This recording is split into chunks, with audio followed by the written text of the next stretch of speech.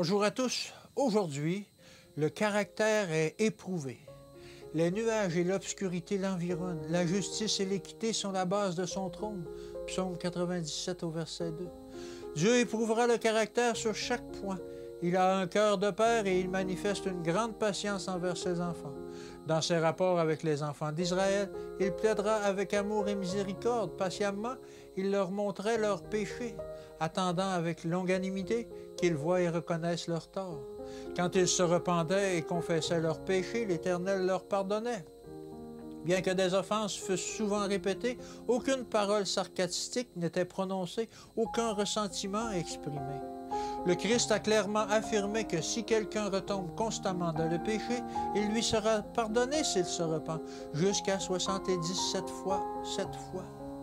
La faculté de parler est un talent qui nous a été donné en dépôt et Dieu multipliera tout investissement fait par amour pour lui et dans sa crainte. Il révélera et soutiendra ceux-là même qui ont besoin de soutien. Souvenez-vous que le silence est éloquent.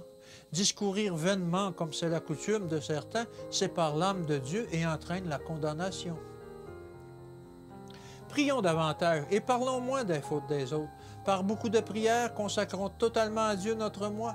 Travaillons ensuite avec toutes les capacités et les forces données par Dieu pour nous aider les uns les autres à atteindre un niveau plus élevé. Œuvrons de concert avec les anges et nous acquérerons une expérience de la plus grande valeur. Nos langues doivent révéler l'action de la puissance de Dieu pour convertir. Elles doivent retenir les paroles qui ne devraient pas être prononcées. Le Saint-Esprit se manifestera en force pour l'union et non pour la séparation. Le chrétien aspirant à se trouver parmi ceux qui se tiendront irrépréhensibles devant Dieu doit commencer sans délai une œuvre pratique, remporter la victoire sur son moi. Le Seigneur permet les épreuves pour que nous puissions être purifiés de la mondanité, de l'égoïsme et de notre caractère dur, si peu semblable à celui du Christ.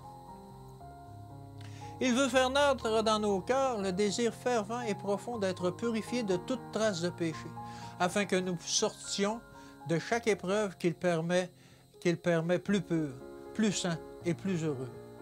L'égoïsme assombrit nos âmes, mais si nous pouvions voir Jésus, nous mourrions à nous-mêmes. Nos paroles et nos actions changeraient. Si nous subissions l'épreuve cruciale avec patience, nous en sortirons pour réfléchir l'image du Maître. Il fera paraître la justice comme la lumière et ton droit comme à son soleil du midi. Que Dieu vous bénisse et qu'il vous garde. Et à demain.